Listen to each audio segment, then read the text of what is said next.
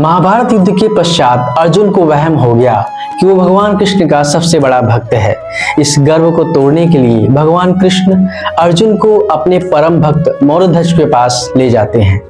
भगवान कृष्ण और अर्जुन ने जोगियों का वेश बना लिया और जंगल से एक शेर पकड़ लिया और दोनों लोग पहुंच जाते हैं राजा मौरध्वज के द्वार पर।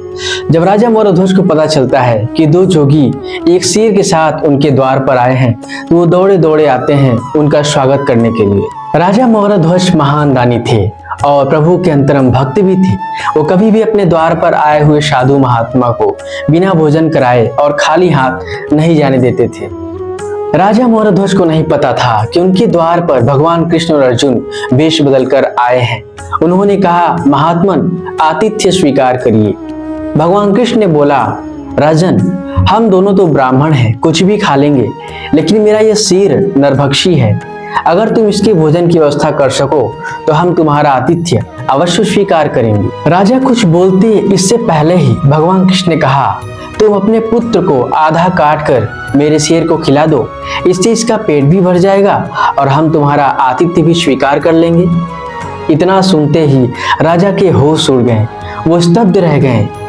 लेकिन वो तो प्रभु के अंतरंग भक्त थे। इतने में मन में विचार आया, लगता है आज भगवान स्वयं मेरी परीक्षा लेने आए हैं।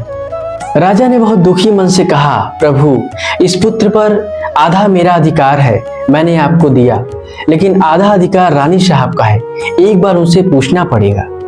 जब राजा अंदर कोठरी में गए और रानी साहब को सारी बात बताई तो रानी साहब की आंखों से आंसू बहने लगे।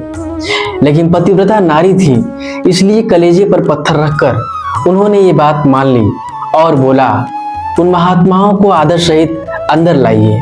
अर्जुन ने भगवान से पूछा, केशव आपने ये क्या मांग लिया? भगवान कृष्ण ने कहा, अर्जुन तुम देखते रहो और चुप रहो। राजा तीनों को अंदर ले आए और भोजन की तैयारी शुरू हो गई। भगवान कृष्ण ने कहा, राजन पहले मेरा शेर भोजन करेगा, उसके बाद हम दोनों। राजा और रानी दोनों अपने पुत्र को साथ लेकर आए। उनका पुत्र भी 3 साल का माता पिता का भक्त ही था। उसने भी हंसते हंसते अपने प्राण त्याग दिए।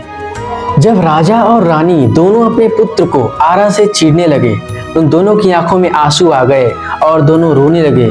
उनके आंसू जमीन पर गिर रहे थे। जब भगवान कृष्ण ने देखा तो उन्होंने बोला कि ये रोध होकर दी हुई भिक्षा हम ग्रहण नहीं करेंगे। तब उन्होंने कहा, प्रभु ऐसी आशीर्वाद दीजिए कि हमारे आंसू जमीन पर ना गिरे। भगवान ने आशीर्वाद दिया, उन दोनों के आंसू आंखों में ही जम गए। जब दोनों ने शेर को भोजन करा लिया, उसके बाद दोनों संतों को भी भोजन कराने के लिए बैठाए। तो भगवान कृष्ण ने कहा, देवी अपने बच्चे की भी थाली लगाइए। रानी साहब को कुछ समझ में नहीं आया कि मेरा बच्चा तो अब मर चुका है, उसके लिए थाली क्यों लगाई जा रही है, लेकिन उन्होंने आदेश मानकर एक थाली अपने बच्चे की भी लगा दी। जब भोजन परोसा गया तो भगवान कृष्ण ने कहा, देवी अपने बच्चे को आवाज लगाओ। फिर रानी साहब समझ नहीं पाई, लेकिन उन्होंने आदेश मानकर अपने बच्चों को बुलाया और कितना बड़ा चमत्कार हो गया। उनका बच्चा छन छन करता हुआ अंदर से आया और अपने भोजन के पास भोजन करने के लिए बैठ गया।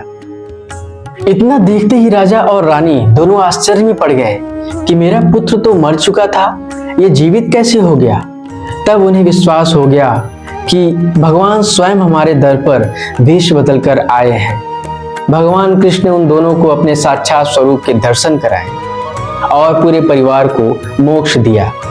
भगवान के दर्शन पाकर और अपनी भक्ति को सार्थक जानकर राजा मौरध्वज की आंखों में आंसू आ गए और दोनों रोने लगे। भगवान कृष्ण ने कहा, मैं आज तुम दोनों से अति प्रसन्न हूँ, वरदान मांगो। राजा मौरध्वज ने कहा कि प्रभु मुझे इतना ही वरदान दीजिए कि आज के बाद कभी अपने भक्तों की इतनी कठिन परीक्षा मत लीजिएगा जैसे हमारी ली है।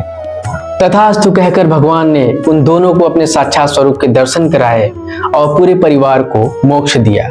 तब अर्जुन का गर्व टूटा और उसे समझ में आया कि भगवान के तो एक से बढ़कर एक भक्त हैं, जिनमें हमारी कोई गिनती ही नहीं है। अर्जुन भगवान के चरणों में गिरकर क्षमा याचना करने लगा और बोला, केशव मुझसे महान भूल हो गई, मुझे क्षमा करें। तो भगवान के भक्त एक से बढ़कर एक हैं। यदि किसी को गर्व हो जाता है कि मैं ही सबसे बड़ा हूँ, तो भगवान उसे रास्ता दिखा देते हैं।